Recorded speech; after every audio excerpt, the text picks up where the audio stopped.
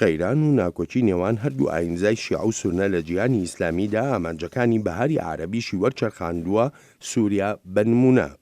دەستێوەردانی زلێزەکانی ناوچەکە قەیرانی سووریایان لە دۆسەی بەرەنگاربوونەوەی دیکتاتۆریەتەوە گۆڕیوە بۆ قەیرانی ئاینزایی.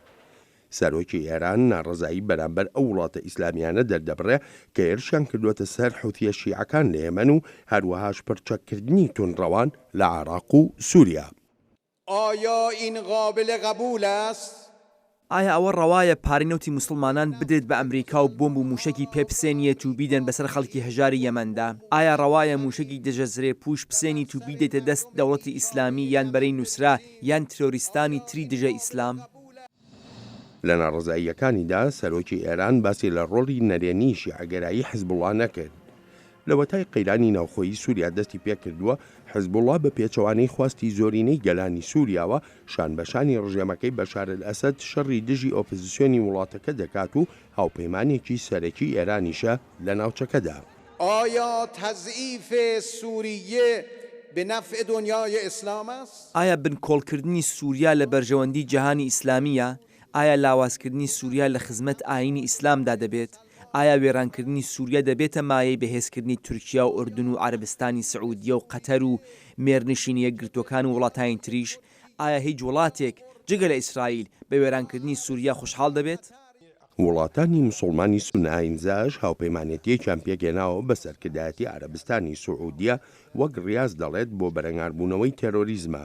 بەڵام زۆرێک لە چاودێر لەو بڕوایەدان ئەم هاوپەیمانێتیە نوێ بۆ ڕێگەگرتنە لە ڕۆڵی ئێران لە ناوچەکەدا. پێشتر لە لێدوانێکی ڕۆژنامەوانی هاوبەشدا هەردوو وەزیری دەرەوەی ئەمریکا و ئێرانیش هاوڕابوون لەسەر هێورکردنەوەی ڕەوشی ڕۆژهەڵاتی ناوەڕاست.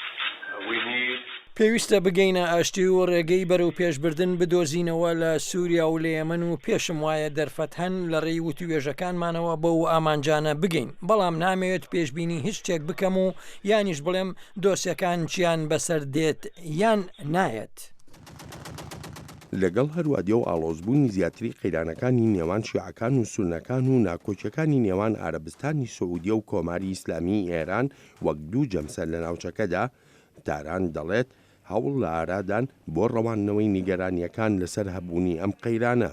تحرکاتی در هەندێک جموجۆڵ هەن لە قۆناغی بەراییدان لە نێوان ئێران و عەرەبستانی سعودیەدا و بڵاوکردنەوەی وردەکاریەکان بەر لە گەیشتن بە ئەنجام کارێکی گونجاو نییە و ئێرانیش تەواو ئامادەیە بۆ هەبوونی ژینگەیەکی نوێ لەم پەیوەندیە دوولایەنیەدا لەگەڵ عەرەبستانی سعودیەدا.